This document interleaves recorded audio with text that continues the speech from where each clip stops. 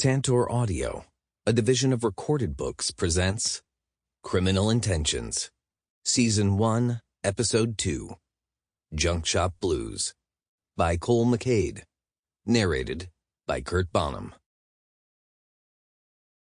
0. Motive for Murder. Marion Garvey has a long and storied history of people trying to kill him. It's a hazard of the business. A hazard of success, too.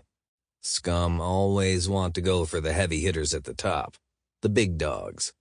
And he's proud of being the kind of big dog who doesn't have to be afraid of showing underbelly, because even his underbelly is armored and bulletproof. He is untouchable. When Marion Garvey looks at himself, he sees the definition of a self-made man. The phrase, "too big to fail," was made for him. When you're on top of the world, it's inevitable the small fry will try to take you down. Tonight, though, he's hardly expecting an attempt on his life. Tonight is special. He's been waiting for tonight for weeks, and after he went to the trouble of booking a honeymoon suite at the Wellington, everything had better damned well go off smoothly. He's thrown enough money at the valets, the bellboys, the fucking maids to make sure he'll get the VIP experience. He wants nothing but the best, and he damn well intends to give nothing but the best tonight. The jewelry box in his pocket weighs heavy. That weight is a sense of satisfaction, of pride, of promise, of wealth. He can buy the things other men only dream of. Whoever said money didn't buy happiness was just trying to make the best out of his sad lot in life. Money can buy anything, including happiness on demand. But his happiness comes from a more immediate source. As he hears the door slip open, the faint beep of a key card unlatching echoing from outside. He takes one last look around, taking in the champagne cooling in the ice bucket in perfect reach between the catering cart and the bed, wherever this might happen to take them. The roses, spread in splendor all across one wall. Over 300 fine red blooms without a single blemish, every last one hand-chosen and spilling their lush fragrance to fill the room. The petals of hundreds of more roses still, turning the floor into a sea of blood. He's bought happiness, all right. He's bought it, and he won't let it go. Marion turns, a smile on his lips, and smooths his hands over his perfectly tailored suit, handmade to his specifications. Only the best, always. Only the best. "Darling," he says, and spreads his hands, only to stop as a strange, wet feeling spreads in the center of his chest, dull and heavy. He looks down. His chest is red, he thinks numbly. What an odd shade of red. Thick and somehow more vivid than other reds. The smell of the roses is so strong he can hardly pick out another smell. Hot and thick and strangely metallic. Blood. Oh, that is his blood. He should feel pain, he thinks. He should feel pain, but there is only a sort of heavy numbness. His body doesn't want to move. His head is a balloon detaching from his body, taking his consciousness with it until he is separate from the shell of meat and blood and bone that had formed a man for over 37 years. 37 years in which he'd made himself into everything he'd wanted to be, only to be unmade in a single stroke. The handle protruding from his chest is black. The metal inside his flesh is cold. That he can feel. Every inch of the blade lying against his insides. This flat, cool sheet of stainless steel icing his flesh. Still no pain. That is a kindness, he thinks. That is a kindness money can't buy. He stares at the face wavering in his vision, at the resolute stare, at skin spattered in blood, his blood. Blood that had been cut out of his chest in splatters and still soaks warm down the front of his shirt. Why, he tries to ask. but when his head is floating and only tethered by the thinnest thread, his lips don't want to move. He's going to die on a bed of roses. He falls, and the last thing he hears is the rustle of leaves. The last thing he feels is the bite of thorns, hooking through his suit to find skin. The last thing he sees is the shower of petals, as rich and velvety red as his blood. He is cold, so cold, and still those familiar eyes stare through him, watching his life ebb away. 1. When the levee breaks. Seong-Jae Yoon sat stiffly in the plush leather chair of the departmental counselor's office and stared fixedly straight ahead. The counselor stared right back. They'd been like this for the last half hour, staring off across a room paneled in pleasantly honey-toned wood, festooned with so many plants that the light through the windows filtered green through their leaves. During the first 10 minutes, the counselor had asked him questions such as, "How do you feel?" and "Do you want to talk about what happened?" and "Have you been sleeping well at night?" "I feel fine," Seong-Jae had answered. "I do not want to talk about it. My sleep patterns are normal." The answers had been honest enough. The counselor had not seemed particularly pleased with them nonetheless, and so she had asked again, and again, until Seong-Jae had stopped answering. Repeating himself was a waste of breath, a waste of time. Dr. Ryusaki seemed to feel the same, for the dark-eyed, plump little sparrow of a woman had only pursed her lips, crossed her legs, and rested her pad on her knee, tapping her pen against the paper thoughtfully and regarding him as if he were either some alien species or a particularly stubborn child she was determined to wait out. Finally, she sighed, shoulders slumping slightly, sagging inside her cashmere blouse. "Detective Yoon, I can't force you to talk to me, but many of the BPD officers have found it beneficial. I know you're new to our division, but you stepped into a particularly gruesome case, one that involved seeing gay and bisexual young men murdered in heinous ways. Considering that you asked to be on the case because you yourself are gay, it's not unreasonable to think the case would have had a psychological and emotional effect on you, regardless of the extent of your experience." Her gaze searched him, as if she was searching for a crack inside him, anywhere she could pry in deep. "I'm not going to pull you off duty if you admit a moment of vulnerability." "Then what is the point of this? Are you not attempting to determine if I am fit for active duty?" "It's required after such a shocking case. I need to at least see you. I haven't seen anything that would mandate sidelining you from active duty." Ryusaki drummed her pen back and forth between her fingers. "That doesn't mean I'm not concerned about you as a person." "I told you. I am fine." "Are you?" Seong-Jae sighed. "Do you think if you ask in a different way, I will answer differently?" She half smiled, rather sadly. "The thought might have crossed my mind." She shook her head. "Your job has a way of eroding at your humanity. Honestly, I worry more when people are fine than I do when they aren't. If you're indifferent to the idea of—" "I did not say I was indifferent," Seong-Jae cut in. "I said I am fine." "Ah!" She exhaled heavily, tapping her pen against her lower lip, before tucking it into the glossy slick of her black hair, pulled back into a neat chignon and just beginning to show signs of silver streaks throughout. "If you have your own coping methods, that's less worrisome, but I'll still check on you in a week. For now, our time's up. Battle station's down, Detective Yoon." She offered him a smile. He did not answer it. He only stood, shrugged into his coat, and headed for the door. But as his hand fell to the doorknob, she called after him. "Detective Yoon?" He stopped, glancing over his shoulder. She grinned wryly. Tell your partner he's got 3 more days to avoid me or I'm benching him for real this time. Seong-Jae considered, then nodded. As you say, he said, then twisted the doorknob and escaped Dr. Ryusaki's den. Malcolm Khalaji sat at his desk, restlessly flicking a pencil between his fingers.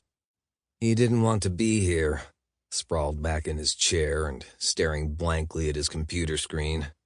He had places to be, a new case to investigate, and a partner to wait for, keeping him tethered on a leash when, if not for Seong-Jae, Malcolm would have been out the door half an hour ago. He hated waiting. He hated waiting for someone else even more.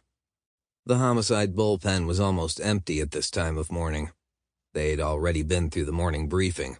Everyone scattered to follow their own leads. Only a few people left behind doing desk work. And Sade, their voice drifting merrily from their spider's lair of cables, singing in a language Malcolm couldn't pick up.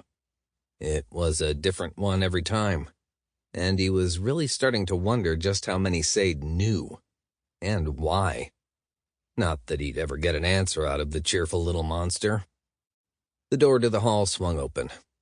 Seong-Jae cut into the room like a knife, all sharp edges covered neck to toe in black, his black button-down half untucked from his jeans, sleeves cuffed to mid-forearm against golden skin. A pair of unused vinyl gloves sprouted from the front pocket of his jeans, dangling against the denim. The day after they'd closed the Park case, he'd shown up with a shopping bag full of several boxes of sterile vinyl surgical gloves.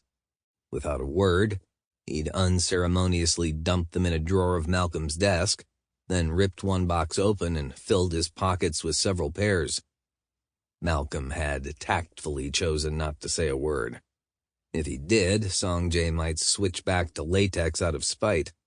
And Malcolm didn't need a full-on case of hives just because their hands brushed in passing. Hands? Or anything else? Not that he was thinking about that kiss. That kiss had meant nothing, felt like nothing. Nothing at all. Seong-Jae threaded through the clusters of desks to Malcolm's, angled black eyes locked on him unerringly, his red bruise of a mouth set in a thin, irritated line, the tousled mess of black hair shadowing his gaze. "I take it didn't go well, then?" Malcolm said as Seong-Jae drew within earshot. Seong-Jae worked his jaw, stopping next to Malcolm's desk with militant precision, hands tucking into the pockets of his jeans. "It went." "What did she say?" "That you have 3 days or you are suspended." Malcolm groaned, dragging his hand over his face, thunking his head against the back of his chair. "I'll go. When I'm ready." "Are you?" "No," he sighed. "But I was asking what she said about you." "She said nothing about me." Malcolm eyed Seong-Jae. "Ryusaki will suspend you. Don't find out the hard way like I did." "Why would she suspend me when I attended my mandated counseling session?" "Because you're a stubborn asshole who won't bend enough to admit that maybe, just maybe, that last case was too much for us. Too much for anyone." But Malcolm was learning the art of grit-toothed silences with Seong-Jae, and he ground his teeth together for a moment, giving himself that indulgence, that second to be irritated before he sighed and levered out of his chair, catching up his suit coat and draping it over his arm. "We have a case, downtown. Forensics beat us there." He strode for the door. Seong-Jae followed, the gliding raven at his shoulder, always there like some prophet of doom. "You seem agitated," Seong-Jae said mildly. "Your appointment was long." "And your paperwork backlog is quite extensive." Malcolm pinched the bridge of his nose. "Stop that." "Stop what?" With an annoyed sound, Malcolm stopped just past the door, turning in the hallway to glower at Seong-Jae. Calm, implacable Seong-Jae. standing tall and unflappable in the doorway, his head cocked in that curiously inquisitive tilt that could mean, "I have no idea what you mean," or "I do not understand why you are so emotional, human, but I find the phenomenon quite fascinating." "I know," Malcolm growled. "I turn my shit into you now. I know. You don't have to grind the rank thing in." "I was not aware I was doing any such thing." "Sure you weren't." Seong-Jae's expression didn't change, but something snapped in his eyes, unreadable and dark. "As far as I am concerned, you and I are equals." "Are we?" Malcolm bit off, then reined himself in. He didn't know what was wrong with him today, why he was so irritable. Everything grated on his nerves, particularly Seong-Jae. That implacable, icy calm and aloof elegance were getting under his skin more and more every day. It had been tolerable, though, while they were just working through old backlog on cold cases, identifying those that still had potential and familiarizing Seong-Jae with what was on their docket for the last 6 months. Tedious work that bordered on clerical. Something Malcolm could deal with, even with Seong-Jae always perched on the corner of his desk, like a black-feathered vulture, leaning over him and bringing in that hot scent of diesel and smoky musk and maleness until Malcolm's space was starting to smell more like Seong-Jae than like Malcolm himself.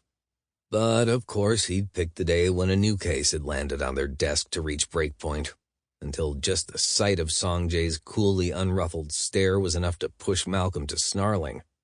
There was an easy fix for that, and Malcolm turned away, giving Seong-Jae his back and heading for the stairs.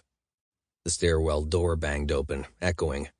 Malcolm clattered down, Seong-Jae silent in his wake, but still there. "Would you like to educate me on the case we are pursuing?" "I'll brief you in the car," Malcolm muttered. "When we get back, put in a requisition for your own desk. If you had your own desktop, you'd already have the prelims by now." "But I like your desk," Seong-Jae pointed out. "Of course you do."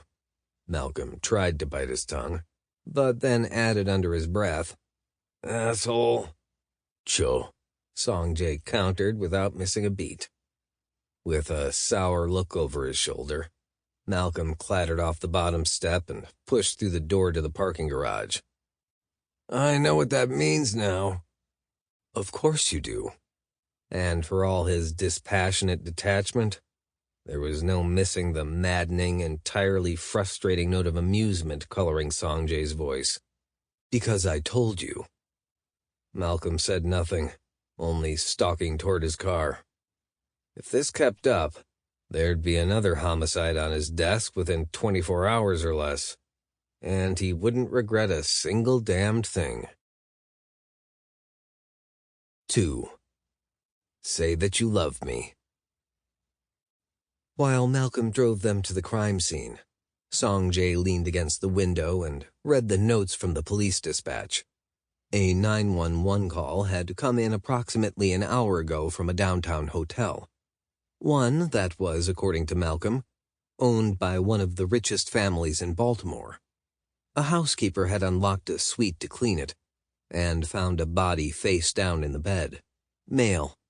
Not young, but not yet middle-aged. Fit. No identity. But then they'd been warned not to touch the body, not even to get an ID. "There's blood everywhere," the housekeeper had sobbed, per dispatch's notes. "So much blood." He grimaced. Honestly, was it entirely necessary for criminals to be so messy? The disorganized killers always made such a splatter everywhere, hasty and quick to depersonalize the body, to separate themselves from the reality of their crime and any attachment to the victim as a person. Organized killers could be neater when they chose, but the ones who were neat enough not to make a mess were also neat enough not to leave an evidence trail linking their kills, unless they were narcissistic enough to want the attention and enjoy the game of flirting with the police, which left the organized killers who deliberately made messes of the body as a fetishistic ritual. He supposed he would find out which one they were dealing with once they reached the crime scene. At his side, Malcolm was tense, more tense than usual, his slate blue eyes fixed tightly on the road, sharp gaze occasionally cut by a few tendrils of silver and chestnut hair drifting loose from its tie. Seong-Jae pondered asking why, but the old wolf would only bare his teeth and raise his hackles. Not particularly productive, and Seong-Jae needed his mind on the case and not thinking back to why Malcolm might be so very irritable with him. It was simply because he didn't want a partner, of course. No more than Seong-Jae did, though they made do while stuck with each other. No other reason. No other reason would be logical. Even if the tension between them, that hot buzzing feeling that made Seong-Jae's blood feel alive, threatened to overwhelm him, filling his head with a slow and pounding throb. He hated it, hated that it never wholly left him, never fully left him at peace. It was just easier to ignore when things were not so tense between them. The address from the dispatch notes turned out to be a high-rise building, paneled in glossy, reflective black lined in gold. Tinted windows, throwing back the sun to create a towering onyx obelisk that spoke of ostentatious wealth, class, and pretension, with the name blazoned down the side of the building in story-high gold letters. Wellington. Just that. As if the name alone was recognizable enough that anyone hearing it should know their brand, their products, their market. Seong-Jae had no idea who they were. People in luxuriant clothing strode down the gold-lined front walk of white marble, not even sparing a glance for the invisible valets who brought their cars around and handed them over. Malcolm parked the Camaro a block back from the front drive of the hotel. At Seong-Jae's inquisitive look, he grumbled, "I'm not giving them my keys." "You are possessive of your car?" "Something like that." Malcolm tossed his head, shoulders rolling tensely beneath the crisply pressed shoulders of his suit. "Come on."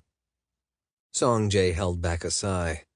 Malcolm was even more impatient than usual today, and Seong-Jae only hoped it would not impact his ability to focus on the case. Together they strode up the walk to the hotel. A few people flung curious, disdainful glances their way. Seong-Jae supposed even Malcolm's rather nicely tailored suits were considered inferior here, and his own jeans were not the particular sort of couture scruff that wealthy starlets indulged in. People were so bizarre about such things, such affectations. He did not quite understand the point, and it was hardly a surprise when they reached the glass-fronted, gold-framed front door, only to be cut off by a man in a crisp red waistcoat before Malcolm could even reach for the handle. The small, trim man's hair was slicked back and pomaded into a shell. His thin, pinched mustache waxed down until it was barely a dash on his upper lip, like two calligraphic ink strokes. He eyed them, his pinched nose wrinkling. "Good morning, gentlemen. Are you visiting guests of the hotel?" Seong-Jae cocked his head. "Are you not aware that a murder occurred on your premises?" The man hissed, leaning toward them, eyes narrowing. "If you could please not publicize this, we're trying to maintain calm, and the Wellington has a reputation." Seong-Jae exchanged a glance with Malcolm, before Malcolm arched one bushy, skeptical gray brow and flipped out his badge. "BPD. The faster you let us in, the faster we get this sorted so you can go back to business as usual." The man stared at them icily, eyeing Malcolm's badge as if searching for signs of forgery, then staring at Seong-Jae as if waiting for him to produce his badge as well. Seong-Jae remained silent. The man held his gaze in a blatant attempt to stare him down, then wrinkled his upper lip and looked back to Malcolm, clearly hesitating. Malcolm sighed. "We can't investigate a crime from outside the building," he said with weary patience. And you can't exactly toss the body down the laundry chute." The man's eyes widened with such utter offense that if Seong-Jae were so inclined, he might almost crack a smile. Then the man lifted his chin, tossing his head, not that it did anything for the little waxed curl of hair laying against his brow, and pushed the door open wider before stepping back. "This way." They ducked through before the door could close. He led them through a massive lobby, with arched ceilings so high they faded into shadow, lit only by golden lights dotted among the darkness, like lanterns hanging against a still and quiet night. Even though the lobby was filled with people, from guests to concierges, it was as quiet as an opera hall before a show. Something about the grandeur of the reflective golden ivory flooring and tall, stately columns lining the walls seemed to demand silence of even the most boisterous guests. The loudest sound in the entire room was the steps of their escort, clicking swift and sharp and accusatory, as if he needed to announce exactly how offended he was with every busy stride. He led them past the shining polished wood doors of the main elevators and ducked through a side door hidden behind a tall potted ficus, gesturing to them impatiently. Seong-Jae met Malcolm's wry glance, then followed the man into a narrow hallway of dingy gray-white walls and old ratty gray carpeting, the fluorescent lights cold and flickering dimly, stark contrast to the opulence, elegance, and grandeur of the main lobby. Just to one side was a set of double steel doors, and the man pressed the up button next to the doors impatiently. Malcolm stopped just behind him, his thick bulk looming over the other man. "You're taking us through the service elevators?" he growled. The man turned on Malcolm, glaring up at him. It was like a mouse staring down a wolf, and in some bizarre way the mouse was winning. "I," the man said firmly, "have a duty to my guests, and do not want to cause a panic if any of them should see you and realize something is amiss." He drew himself up, as if he could puff up enough to outdo Malcolm's bulk. "When your people arrive to take photographs and dispose of the body, I would appreciate it if they did not attempt to enter through the front door. There is a side entrance for staff." Malcolm stared at him with the most incredulous expression on his face. Seong-Jae found it quite fascinating. For all his rough edges, Malcolm often gave off a subtle air of one who appreciated finer things, from the well-tailored cut of his suits to his taste in Greek restaurants. Yet he countered it with disgusting filthy pub dives like Swabbies, and an apparent complete and utter disdain for purveyors of finer lifestyles such as this man. His preferences were as much at opposite extremes as the deadly rough-edged aura he gave off, paired with the gentleness and patience he so often showed to witnesses. They had barely been working together for a week, but Seong-Jae only found Malcolm increasingly more contradictory, puzzling, and intriguing. The elevator doors swung open. Malcolm stepped forward, forcing the man backward one step at a time, until they stood in the elevator with the narrow little man's back against the wall. Seong-Jae slipped inside just before the doors closed. "Those people," Malcolm growled, a dangerous undertone in his voice, "are the forensics team and county medical examiner, and they'll come through whatever entrance will fit their equipment."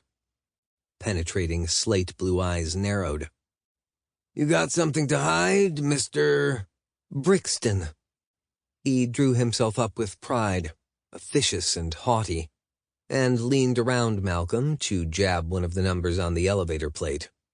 The elevator hitched upward, a jolt of high-speed lift making Seong-Jae's stomach drop out. "I am Caldwell Brixton, the general manager of the Wellington." "Good for you," Malcolm bit off, as the elevator doors swung open on one of the upper floors, revealing glossy marble and wood paneling, and lights subtly spaced among rich velvet hangings. "Now show me the body." Some days, Malcolm thought people actually forgot he was actually here to... Sample complete. Ready to continue?